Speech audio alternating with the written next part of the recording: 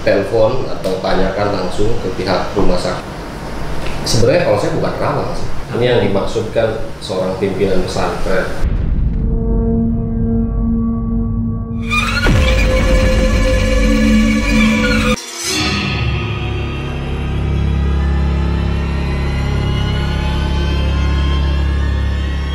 Assalamualaikum warahmatullahi wabarakatuh. Selamat malam sahabat-sahabat JMO.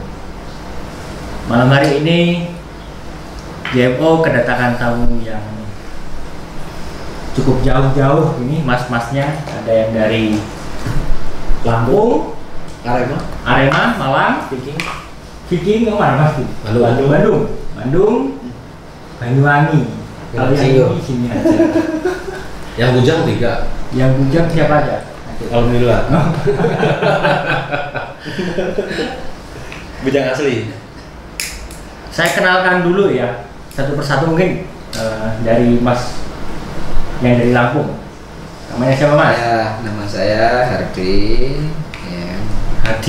Hardi, tapi di biasa saya dipanggil Hardi. Sini ya, mencari sesuap nasi itu aja. Gitu. Mencari sesuap nasi. Halalan thayyiban. Ya. Yang dari Arema. Let me introduce myself. My name is Andi Kurniawan aka Detsu.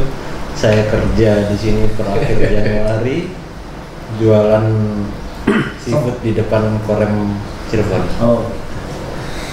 Mas Tetsu, panggilannya Mas Tetsu. Kalau yang dari Bandung?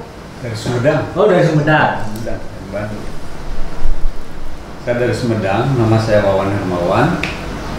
Dan pencari kerja di sini, ya sebenarnya Seafood juga ya? Seafood juga? bukan, saya jual kelontongan. Oh, jual kelontongan. Kalau yang pakai kuncit mungkin jauh-jauh dari Jualan jus buah depan lokasi ya pasti. Ini tinggal Cigo. Jadi mas-masnya ini datang ke campnya JMO ingin sharing-sharing Buat ngopi. ngopi. Ngopi. Tapi kopinya belum. Kopinya belum. Sambil menuntut ilmu di Kawah Chandra di Mugo. Asik. Jadi tema malam hari ini itu kita tanya-tanya aja ya. Pertanyaan santai mengenai dunia yang jelas. Mas, dunia yang kita Dunia malam. dunia malam. Perdukunan. Aduh dia. Mungkin ada yang bertanya, mungkin mencetak apa mencetak? Memulai lah. Memulainya silakan tanya. Ada yang ingin ditanyakan. Goyang. Oh iya. Kemarin kebetulan ada yang habis bertapa di belakang rumahnya. Sambil santai ya karena di sini orang yang spesial, jadi kalau orang biasa pada umumnya itu minumnya kopi. Nah, ini nggak bisa santai kalau cuma pakai kopi. Ya, pakai yang lain, yang lebih damai. Setelah mencapai klimaksnya, damainya, akhirnya ngelihat secara umum normal, tapi ada satu pohon yang gerak dengan sendirinya. Nah, waktu dan tempat saya serahkan Mas Gondro.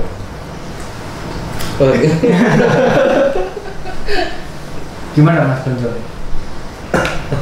Apa ya? Mungkin ditanyakan langsung aja ke Mas Rudi. Kira-kira apa itu Mas ya? Itu saya curiganya orang yang goyang, pohonnya enggak. Bisa baru. Orang yang goyang, pohon tuh enggak sebenarnya. Oh mungkin karena Mas Gondro masih belum lancar. Oh gitu. Harus ini berarti dekat orang tua. Harus jangan jauh-jauh sama orang tua. Orang tua. Kemarin itu beberapa waktu yang lalu kita udah merencanakan. Kemudian saya punya teman tentara. Ya. Yang akan kita bicarakan tanpa sebut nama. Itu kan kita tahu rencananya jadwal piketnya tanggal 15. Ya kan? Rencana kita pengen nakut-nakutin awalnya ya kan. Tapi karena satu dan lain hal, banyak kesibukan masing-masing, akhirnya kelupaan ya. Nah, ini jangan-jangan saya curiga 2 ekor ini dia punya jambi-jambi gitu, bisa apa Lepas dari meluluhkan kita. Iya.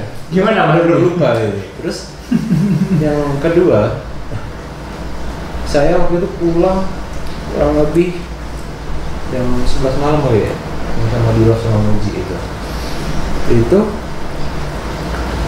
ngopi di depan koperasi. Wah udahlah, mau ngerepotin Habib nggak enak malam-malam kan, walaupun malam-malam ini waktunya ini, tapi karena kita rencana cuma nongkrong bentar di situ ngopi 1 gelas, habis itu cabut. Enggak, tolong sama Mas Eko jus. Mas, ada ini nggak? Apa yang saya foto? Sini tuh kayak dupa. Itu nggak tahu dupa. Arab. Iya. Itu kayak piramid. Iya, dupa. Segitiga gitu, ada 2. Terus minta tolong om tentara itu, minta tolong itu yang temennya dibakarin dupa. Karena bener, ternyata semua jendela yang di sebelah kanan dibukain semua. Jendela sebelah kiri ditutupin. Aduh, kadang saya berharap itu di ruang piketan kan dekat pohon nangka itu terbuka dikit, kok dibakar di situ kan seru gitu. Ternyata ditutup. Harapannya kita bakarin dupa itu setidaknya ada aroma wangian, itu dia sudah keder minimal bertahapnya ya, bertingkatnya itu mana tahu bisa mengundang yang lainnya. Harapannya seperti itu. Tapi pagi-pagi kita cek lagi ke om tentara itu, gimana? Oh, semalam gagal mas. Kok bisa gagal? Ternyata makin nyenyak dia tidurnya. Berarti nggak umpan. Nyenyak tidurnya. Sampai digedor-gedor sama Om Bram kan? Bangun bang. Apa sih, ganggu aja. Tidur lagi. Itu bisa jadi pas waktu itu memang mimpi sama yang lain. Iya, lagi sedap kayaknya. Iya. Itu kalau boleh tanya nih mas, gimana sih awal mulanya dupa ini? Mungkin historinya seperti apa dan peruntukannya seperti apa, kemudian reaktifnya itu sebenarnya seperti apa, dikaitkan dengan keislaman, entah diselewengkan sama orang seperti apa, ini kan kita taunya, kami orang awam ini dupa mungkin kalau orang yang pernah stay di Bali ya ini sarana pendukung untuk beribadah ya. Tapi kalau orang Jawa kan banyak kan mengundang pemahaman saya dengan ngusilin teman kayak gitu tadi gitu kan, harapannya seperti itu bisa mengundang makhluk-makhluk abstrak yang lainnya kan. Nyatanya seperti apa sih? Dupa. Itu bentuknya segitiga yang saya foto. Iya, berasap gitu kan. Iya. Wangi. Dupa Arab ya. Saya menjawab di kacamata apa ya? Kejebak itu Budaya dan agama. budaya dan agama. Saya jawab secara agama dulu. agama dulu ya. Soal agama Islam nggak ada. Kelas kemudi. Adanya Amit. Enggak. Jadi gini, dupa, menyan itu dalam tradisi Islam itu tidak ada. Dupa, menyan dan sebangsanya itu tradisi agama yang berbeda, bukan agama Islam. Tetapi di Islam itu mengenal istilah bukhur. Bukhur ya. Bukhur itu pewangi. Ya. Kalau kita berkunjung ke rumah habaib misal, biasanya suka ada bukhur yang dibakar di situ. Kenapa? Karena bukhur itu wanginya itu bisa menghilangkan bau rokok dan sebagainya. Nah, kalau di hotel biasanya kopi ya, salah satu yang menyerap bau kan. Nah, kalau di Arab itu bukhur yang dipakai. Bukhur itu sebenarnya pewangi ruangan. Nah, tetapi dalam Islam pun ada istilah bahwa malaikat itu menyukai yang wangi-wangian. Nah, tetapi wanginya bukhur, kalau bukhur dibakar itu kan wangi ke wangi bunga. Terus ya macam-macam sih ya. Berbeda dengan wanginya minyak sama dupa itu lain gitu. Nah, terus peruntukannya memang kalau di dalam Islam itu hanya untuk wangi-wangian ruangan, hanya sekedar itu. Selain itu juga ada esensi bahwa malaikat itu menyukai yang wangi-wangian. Berarti sedikit banyak memuliakan malaikat juga. Bisa jadi. Tetapi kalau misal kita bergeser ke sini, sebenarnya bukan hanya di kita ya, bukan hanya di Indonesia.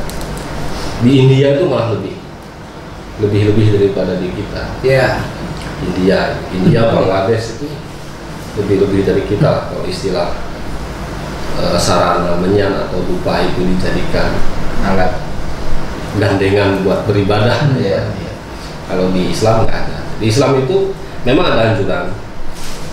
Contoh kita mau beribadah harus dengan berpakaian yang suci, bersih, lalu pakai wangi-wangian. Kan? Tapi wangi-wangian dalam Islam itu kan tidak dikhususkan, artinya khususkan harus memakai dupa bahwa tidak boleh pakai minyak apapun itu. Termasuk minyak yang alkohol, karena alkohol dalam minyak itu bukan secara fikih ya masih sah. Walaupun secara fikih dikatakan bahwa yang memabukkan itu haram. Wah, ini jadi pembahasan selanjutnya kayaknya yang memabukkan haram. Ini dalam Islam, ya, dalam Islam. Jadi istilah khamar itu kan fermentasi alkohol yang dari fermentasi sebenarnya ya. Alkohol dari fermentasi sebenarnya. Terus bisa memabukkan, sukaro itu memabukkan. Tetapi pada perkembangan zaman itu kan tidak semua alkohol kan ada jenisnya juga ya. Etanol. Ada kelas-kelasnya lah ya. Nah, kalau etanol diminum ya selesai.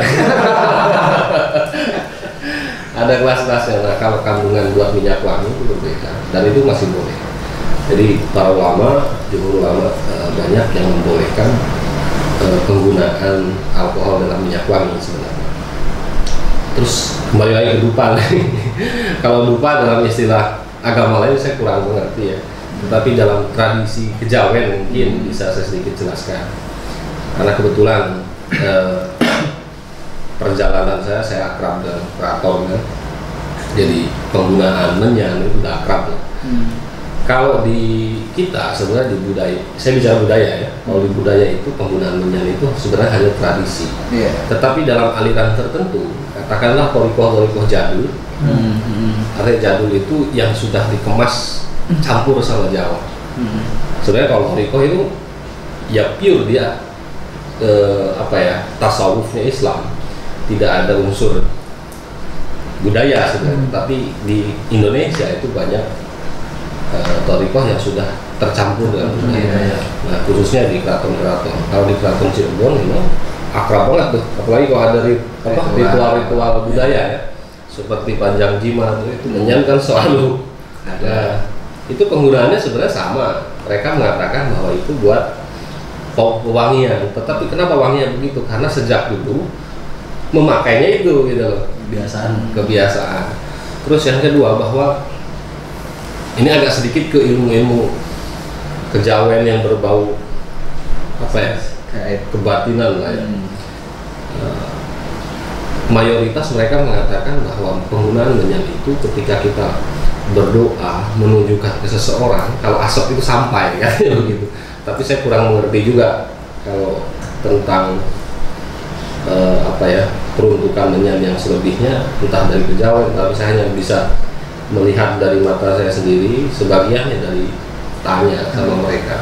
Karena saya pribadi tidak menggunakan menyan ataupun dupa. Anggapannya mereka dengan asapnya kemana-mana itu nyampe. Medianya itu. Oke, teman-teman, kita lanjut lagi. Tadi ada trouble di monitor, jadi trouble orangnya. Ini Mas, ada yang bertanya di komen ya, di komen video, salah satu video di Jam Malam itu ada anak Bandung yang aslinya dari Solo. Terus dia punya adik sudah lama tidak kembali ke rumah. Saya tahu tujuannya ini minta diterawangin. Apakah adiknya baik-baik saja? Saya nggak pakai kacamata, nggak bisa terawang. Apa dia itu? Sopo ceritanya? Nama adiknya itu Mahesa Kusumo Wijojo bin Waduh, Jawa. Haji Kusumo Wijojo. Wijoyo kali. Wijaya. Wijojo. Bacanya Wijaya. Oh, Wijoyo. Oh, gitu. Wijoyo. Ya. Andika apa? Mahesa Kusuma Andika Mahesa Kusuma Wijoyo bin Kusumo Wijoyo. Andika Mahesa berarti. Mahesa.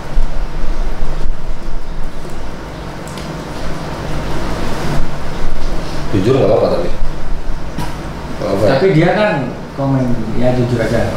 Kena PSBB berarti. Ya bulan-bulan. Kalau nggak salah kemarin itu ngomongnya sejak Januari. Oh, mau 1 tahun. Mau 1 tahun ya? Iya. Ya kan? Iya. 1 tahun dia nggak balik. Nggak tahu kabarnya gimana. Mungkin bisa membantu Mas Rudika. Monggo.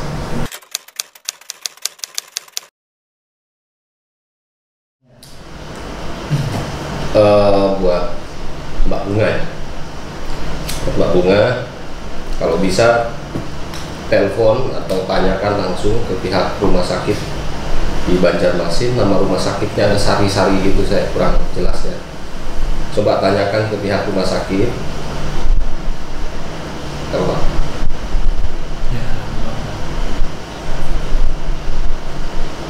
Ditanyakan aja biar ditanyakan. Ya, Terus intinya Mbak Bunga tanyakan ke pihak rumah sakit data pasien tahun 2020 bulan Februari.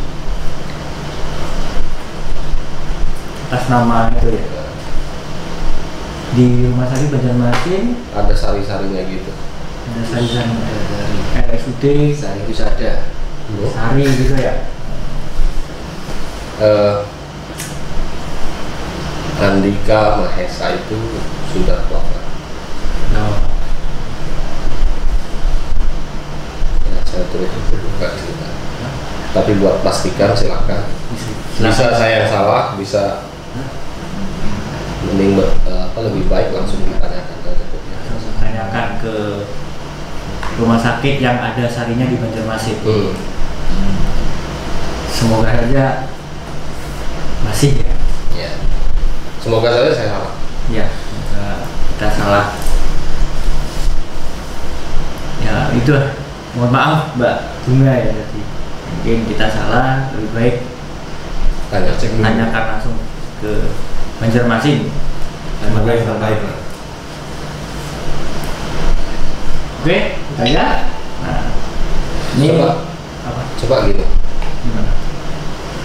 Barangkali bisa googling rumah sakit Banjarmasin apa aja, biar jelas. Yang ada sarinya apa? Banjarmasin. Sari Mulia. Sari Mulia. Adanya Sari Mulia. Iya, Sari Mulia Hospital. Ya, nanti itu. Ansari sana. Ansari sana. Itu sorry. Sari Mulia. Ya, mudah-mudahan membantu gitu. Sari Mulia. Atau langsung datang ke sana. Sari Mulia. Pasti setiap rumah sakit pasti ada data pasien. Pasti. Itu mungkin Mbak Bunga silakan. Alangkah baiknya silakan ke langsung ngecek aja ke sana. Ya, Saya Mas. lebih baik. Lebih baik seperti itu. Kemudian nanti saya tanya lagi nih, kalau nggak ada yang bertanya mungkin. Ini tanyaan ini datang dari seseorang yang ada di Jawa Tengah, bukan Jawa Timur ya, Jawa Tengah. Jadi ya sana. Jawa Tengah. Jawa Tengah. WA. Iya. Dari yang namanya Mbak. Iya, terus lanjut. Inisialnya Mbak W. Ada beberapa orang yang bisa mengerti tentang orang lain tanpa harus mengenal terlebih dahulu, atau mungkin tingkat kepekaannya tinggi dibandingkan orang lain. Misalnya misalnya mereka berpapasan di jalan dengan seseorang, melihat foto, gaya bicara, atau bahkan dari nama orang lain pun mereka langsung bisa mengerti orang tersebut, mulai dari sifat, karakter, dan sebagainya ya. Pertanyaannya, sebagai salah satu di antara orang yang bisa mengerti hal tersebut, khususnya sampean, pernah nggak menjumpai orang yang kesulitan lah, jadi kesulitan untuk mengetahui orang tersebut. Jadi ya kayak gitu. Kemudian kedua, bila pernah, mengapa bisa demikian? Oh ya sudah. Udah kan? Panjang banget. Ketiga, bila tidak, apakah memang setiap ciri yang ada di dalam diri seseorang itu memang menggambarkan? Udah. Sudah paham. Terus piye caranya mempelajari? Sudah paham. Itu 3 poin itu kan? Ya. Oke, yang pertama gini Mbak Wati. Sebut nama aja. Pakai inisial. Begini Mbak Wati, ya. Kalau pernah atau tidak pernah. Kenapa? Sebabnya banyak hal. Kayak kemarin ada orang Bekasi ya. Siapa? Orang Bekasi kan yang nanya di komen kan? Bukan. Dari Cikarang. Iya Bekasi. Nanya di komen kan? Ya sudah. Contoh Mas Heri kemarin pas saya lihat ternyata salah. Ada kesalahan sedikit. Kenapa? Karena ejaan namanya itu berbeda. Itu. Ejaan itu sangat berpengaruh. Biasanya meleset karena itu. Kalau yang lain sih ya pernah juga, tapi nggak saya sebutin lah. Itu pengalaman saja. Tapi begini, bukan berarti sebenarnya kalau saya bukan ramal sih. Kalau saya hanya membaca gejala saja, gejala itu seperti apa? Kayak BMKG nih, ada hujan, suhu sekian, angin ke sana, berarti tanggal sekian mau hujan. Saya mengatakannya sebelum hujan itu turun, jadi seolah-olah kata orang itu saya terawat, padahal tidak terawat. Terus kenapa misal bisa seperti itu? Udah saya jawab global aja lah, ya. Kenapa saya bisa seperti itu? Semua manusia itu punya potensi yang sama. Tinggal dia menggunakan potensinya atau tidak, itu saja. Tapi saya jujur, ini tidak pure keahlian saya. Kenapa? Karena potensi saya sebagai manusia sama saja, tapi sebagian saya menggunakan dalam tanda kutip memang bukan makhluk seperti kita. Hanya sekedar mencari data, informasi, mengirim ke saya olah informasi itu jadi sebuah produk gitu. Persislah kerjanya Mas Wawan ya. LI ya. Ya seperti itu. Nah, pernah atau ya sangat pernah, sering gitu loh. Terus kenapa dari nama? Saya jelaskan. Perlu? Ya terserah yang mempunyai ini. Dari nama itu jelas. Nama itu punya karakteristik ya. Makanya dalam Islam itu, agama saya Islam, jadi saya jawab secara disiplin ilmu yang saya pahami. Dalam Islam itu contoh ada kata Bismillahirrahmanirrahim ya, dengan menyebut nama Allah. Allah itu nama, tapi ada nama yang kelanjutannya itu Ar-Rahman, pakai isim ma'rifah di situ. Dia mensifati nama Allah itu tersebut. Yang sebenarnya Ar-Rahman ini bagian dari nama juga. Ar-Rahim nama juga itu, nama dari Allah. Jadi nama yang baik itu nama pokok, nama pensifatan itu nama yang paling baik itu seperti itu. 301. Ya. Lalu kenapa dari nama? Sejatinya begini, makanya kata Rasulullah, kewajiban orang tua ketika mempunyai anak itu kewajiban nomor 1 itu adalah memberikan nama yang baik, karena nama itu bisa membawa karakteristik. Nah, kalau saya contohkan secara global ke mobil lah, paling mudah. Ada mobil itu BMW. Di dalam BMW itu banyak seri 7, seri 3 dan sebagainya. Tapi ada sifat umum. Pasti itu. Ya. Jadi orang yang memahami tentang BMW itu ada karakteristik semua BMW itu sama. Walaupun serinya itu berbeda. Ya. Ada beda-bedanya, tapi ada secara umumnya itu sama. Ya. Nah itu contoh ya. Nyaman bagi pengemudi. Nah, kaki tabir seperti itulah. Kira-kira pernah kalau meleset gitu ya pernah meleset. Kalau yang tadi yang pertanyaan pertama tadi yang di Banjarmasin itu karena sifatnya bukan memprediksi tapi meretro Mas ya. Jadi kejadian yang lampau, jadi mungkin bisa sedikit lebih pasti ya nilainya. Kalau insya Allah yang di Banjarmasin itu memang sesuai faktanya seperti itu. Kenapa bisa seperti itu? Awalnya dari informasi yang saya terima, ya anggap aja lah begitu simpel ya, yang sebenarnya bukan potensi saya ya, bisa seperti itu. Saya hanya mencoba menyampaikan saja. Biasanya 90% tepat. Jadi mana yang tadi saya anjurkan supaya datang langsung atau telepon. Data pasien tahun 2020 bulan Februari. Bulan Februari. Ya. Ya, karena tadi hilangnya per Januari ya. Udah setahun. Setahun. Udah setahun. Berarti Februari tahun kemarin. Oh. Iya, tahun kemarin. Gimana? Ada yang Ada lagi? Ini durasinya panjang. ini yang satu ini terakhir ini dibacakan nggak? Atau Ya. dijawab sendiri? Ya kamu bacakan lah. Soalnya Berat saya jawab. Oke.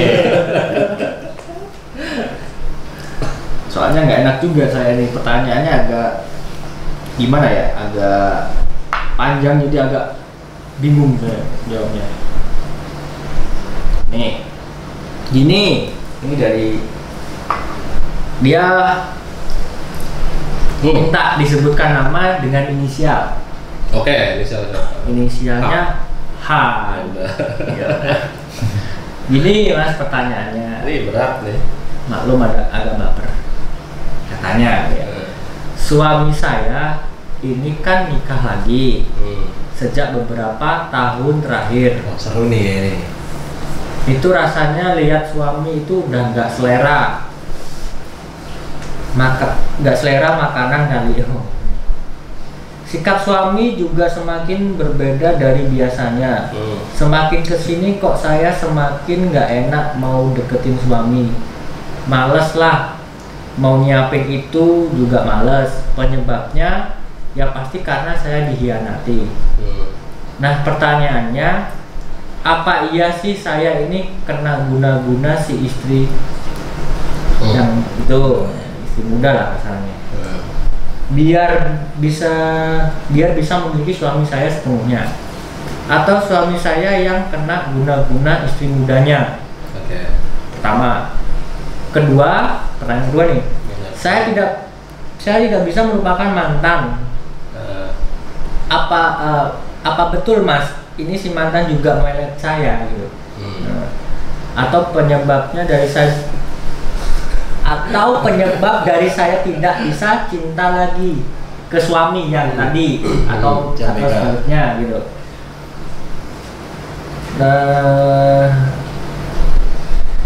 Pertanyaannya saya aja bingung gimana ya.